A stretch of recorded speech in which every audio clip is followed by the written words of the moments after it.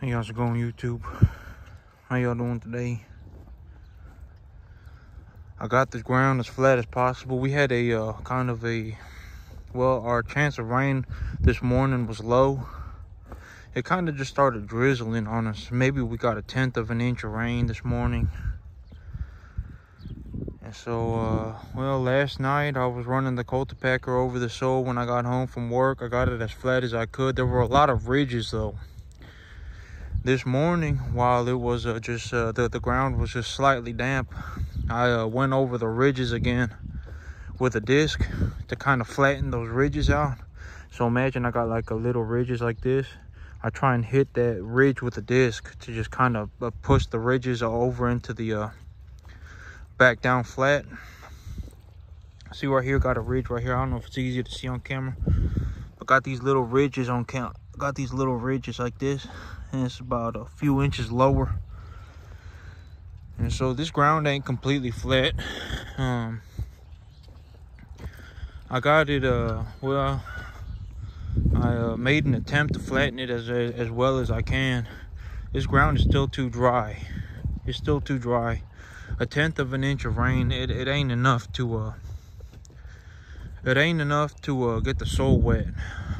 So soil, imagine that I had a piece of dry clay, right? If I had a cup of water and a piece of dry clay, if I dropped that dry clay into the cup of water, that clay wouldn't just absorb water immediately. It takes time for the soil to absorb water. It takes time for the soil to get hydrated. It takes a pretty significant sum of rain too. 1/10 of an inch of rain. Like, I plowed this soil probably to 6 inches. I plowed this soil real hard, and then I chopped up the clods. So there's a lot of air in the soil. For me to really dry this, for me to take this real dry soil, then rehydrate it, it's going to take a pretty large volume of water. And it's going to have to be a large volume of water for a good period of time. The soil is going to have to be sitting on water for a good bit of time for it to get real dry, or for it to get hydrated again. That's completely fine though, because about next week our spring showers are going to start, and when our spring showers start, there will be more than enough water. When the spring showers start here in Texas, or over in this area in East Central Texas, it rains a lot. It rains a lot. I mean, the biomass that is produced on the acreage, even if it's just brush on this soil here, is phenomenal. I mean, it just this soil grows a lot of biomass in terms of plant material, naturally, in the spring and in the fall.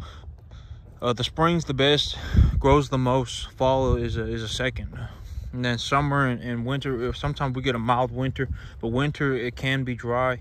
Summer it's usually dry, real hot too. So, but this soil, what I mean by I know I can't drill seed into the soil because, well, I mean, this is kind of a bad example, but you see like how this soil was like this, and about 2 inches down right here, there's a hard pan, and so but most of this soil is like this right here. I guess this would be a better example.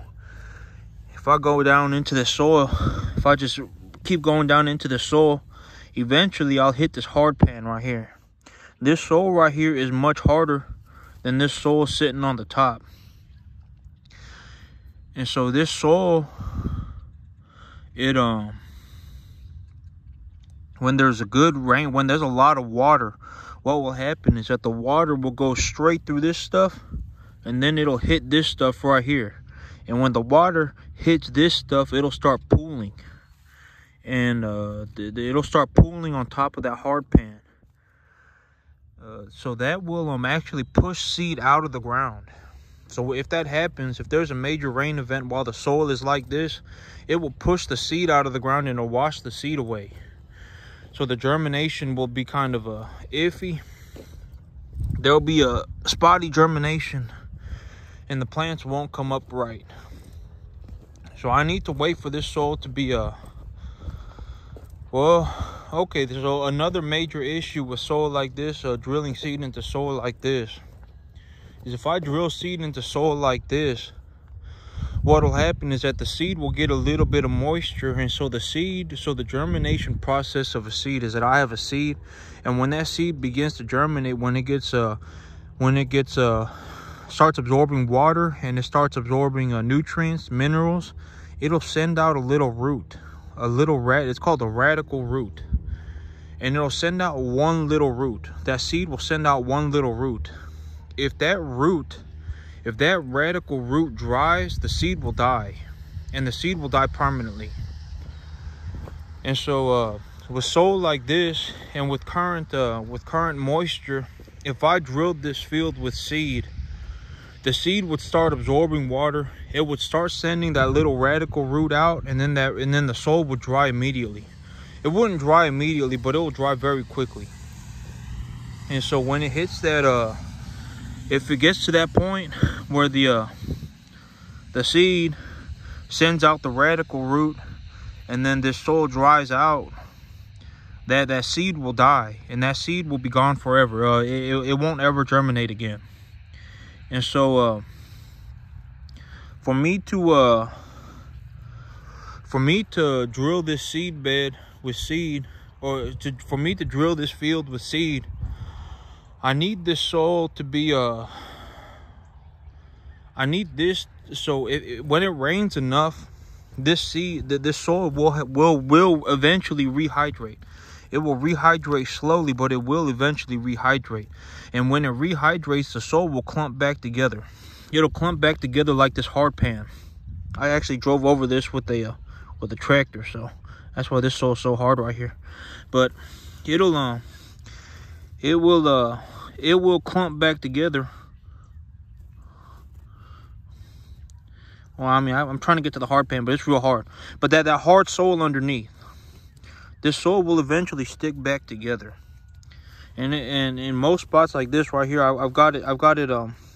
Well, the plow, I've had to adjust it from about 3 to 6 inches because the tractor was pulling the pins off of the plow, and it was just ripping that plow apart because the tractor is too much horsepower for that plow. And the tractor, it will dump the plow 6 inches into the soil, even into wet clay. When I was plowing this field, it was pretty wet. The only reason it's so dry like this right now is because I plowed it so hard and then I disked it, and so it broke the clods up and put a bunch of air in the soil. But before I had done that, the soil was pretty wet, and so when I was plowing it, it was actually wet. And so if I dumped that plow 6 inches into the soil and then drove it with the tractor would actually rip the pins off of the plow because the tractor was just too much horsepower. And so I had to kind of adjust that plow up and down. And so a lot of these spots I only got about 3 inches, but some of these spots I did get about 6 inches. But it's completely fine. One thing about plants is that plants will grow roots, and so the roots, some plants have a stronger root system than others. Like beans, for example, they have a real strong root system, and so beans are really good. As that root grows, it will bust up that hard pan, that soil underneath. As long as it isn't like a cement, like it isn't just like real hard, it will bust through that hard pan eventually. Beans are real good at it. Beans will bust up soil real good. And another real good thing about beans is that it's a nitrogen fixer. And so what a nitrogen fixer is that there's a bacteria in the soil. I believe it's called Rhizobacter or something like that. But the bacteria will attach itself to the legume plant. And when it attaches itself to the legume plant, it will begin turning nitrogen in the atmosphere into a plant usable nitrogen. And so it'll start feeding the plant nitrogen, and in return, the plant will feed the bacteria carbohydrates. And so the bacteria will be getting the carbohydrates from the plant while supplying nitrogen to the plant. So it's a trade-off. And so that bacteria will stick to the plant's roots, will stick to the bean's roots. And you can actually see the bacteria on if you pull the legume plant out of the ground, it would have little like tumors growing on its roots, and those are the bacteria colonies attaching itself to the legumes. But that stuff, when it decomposes, it will deposit nitrogen back into the soil. And the root itself is made mostly of carbon. It's made of carbon. And so that carbon, as it decomposes, will feed the soil microbes as well. And so this soil, long story short, the more I work a field, the better the quality of the soil will get, because the soil will start getting more carbon put into it. It will start getting more fertilizer put into it. The bacteria in the soil will begin to grow. The fungi in the soil will begin to grow. And the soil will get better every year after I use it. They usually, from what I've seen, I've done this for about well, maybe about 12 years. And from what I've seen over my 12 years, it takes about 3 years to get a soil up to real good quality soil. Because yeah, you gotta, I mean, just gotta keep putting that organic matter. This clay soil in particular, gotta keep putting that organic matter into the soil. Carbon, gotta keep putting that carbon into the soil. And one of the most realistic ways to put carbon into a soil is to grow crop on a field. Because if I grow crop on a field, as that crop grows, it will put roots down into the soil, and those roots are mostly made out of carbon. And so as those roots decompose, it's depositing a lot of organic matter into the soil, and it's feeding the soil. And if I put a lot of well, not a lot, but if I put fertilizer on this soil, that will begin to improve the soil quality as well to a certain point. Fertilizer can get to a point where it's not good, where it will actually cause negative plant growth, and it will actually cause soil microbes to die. But like putting a little bit of nitrogen in the soil, putting some phosphorus in the soil, sulfur in the soil, it will actually improve the quality of the soil, and it will actually make the microbes in the soil do better. It will give them it will make the soil just better for the plants, for the microbes, etc. But all that's got to be done thoughtfully. Just going around tossing fertilizer on the field and just saying it's that's not a good idea. You know, soil testing, that can do a lot. And then just proper fertilizer management is also another thing. But this soil, you know, well, it ain't perfectly flat. This soil, that there are still a lot of ridges in it. But as I continue to use this, as I continue to grow crops on the soil will improve. It'll get flatter. The soil, the biomass grown on the soil will improve. The soil will just continue to get better. And so even though there are little ridges in and stuff right now, I can't really flatten it out because the soil is just too dry. In all honesty, rain would do a lot for flattening the soil out. Because if it rained, if it dumped rain on us, all this stuff would, that water would hit that hard pan, and then this stuff would just move around everywhere. The soil would just move around. These little soil chunks would move around, and that would flatten the field out a good bit. But if it's just gonna rain like this, I mean, the soil may just be stuck like this. But I mean, we're supposed to get a lot of rain. But if the soil clumps back together before it dumps rain, well, I'll just have to deal with it. It'll be fine. You know, it ain't about perfection, right? Like oh my God, my soil ain't completely flat. It ain't that big of a deal. As long as I get about 90% of it done, as long as it's about 90% there, I can still drill seed into it. It's perfectly fine. It'll be okay. It ain't the end of the world. And so, yep, everything going okay. This soil is just about ready to go. I'm still looking. Well, I can't drill seed into this field, right?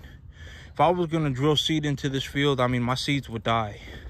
My seeds would start to germinate, and then by tonight the soil would have drowned or would have dried.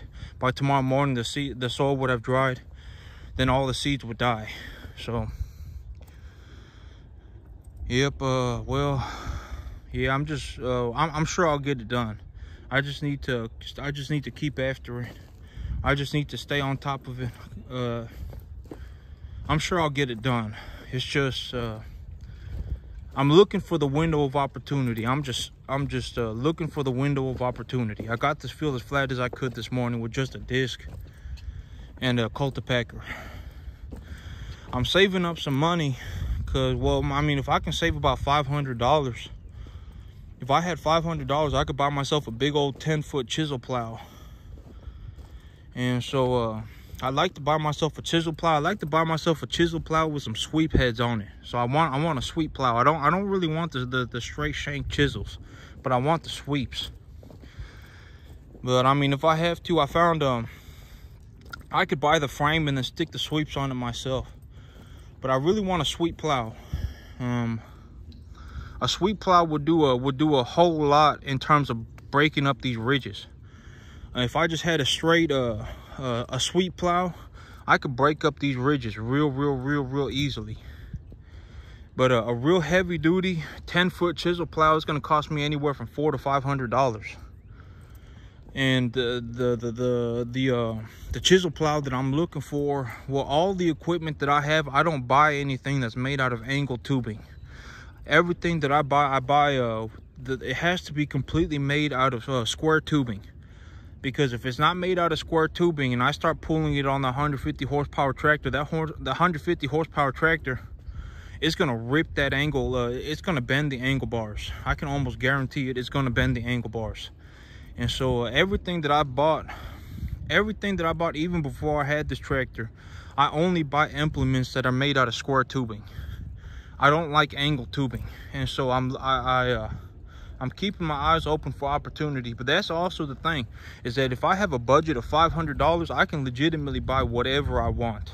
It's like the whole, like 95% of the world's square tubing 10-foot plows, of the older ones, the old ones made out of square tubing, I mean, 90% of them, they're I can buy whatever I want for $500. And so I'm keeping my eyes open for something to buy. I'd like myself a chisel plow, and I'd like to put sweep heads on it. I'd like to buy a chisel plow with sweep heads on it, because that would solve this problem real quick. And the thing about the chisel plow with the sweep blades on it is that a chisel plow with the sweep blades on it, they're like mini moldboard plows. So a moldboard plow goes into the ground like that, and it goes like 6 inches or even up to 10 inches into the soil.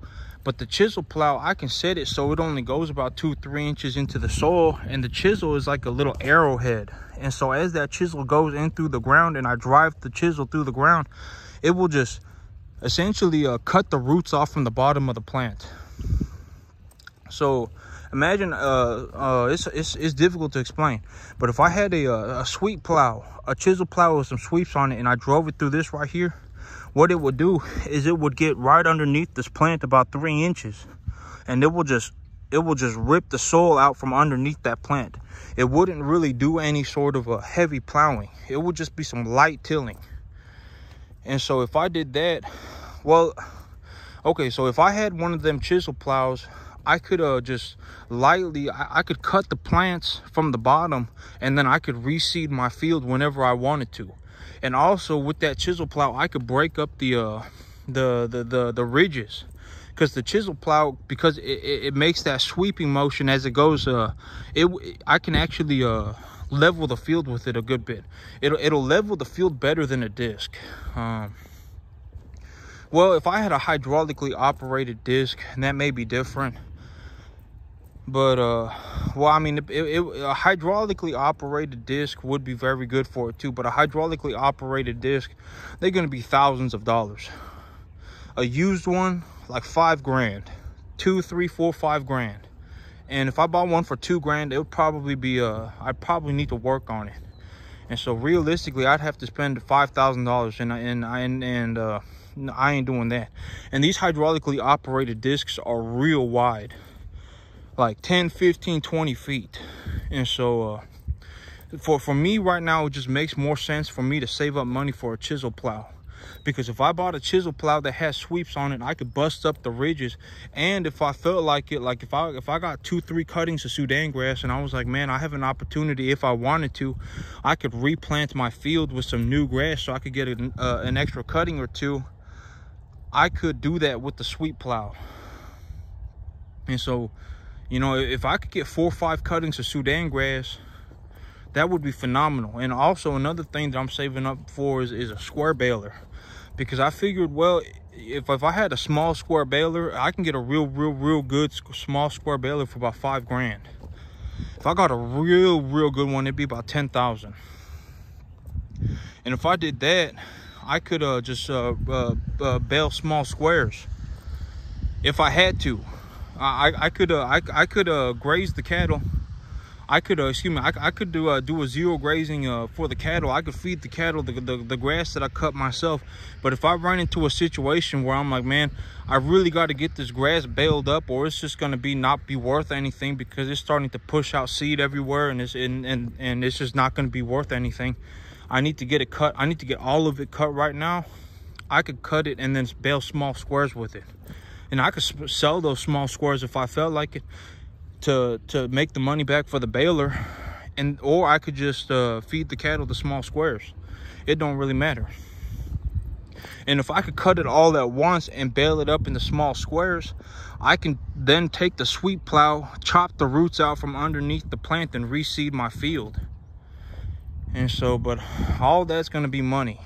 And so I mean, for me to realistically do all that, the sweep plow, that's going to cost me about $500. That's going to cost me about $400. And then the baler is going to cost me several thousand. And so, I mean, I could go and buy the baler from a dealership and take a loan on it. A $10,000 loan will cost me about $85 a month. And I could go do that. But I'll have to see when the time comes. Right now, the big thing on my plate is that I got to get the Sudan grass planted. But that's it for me today, YouTube. Y'all have a good one.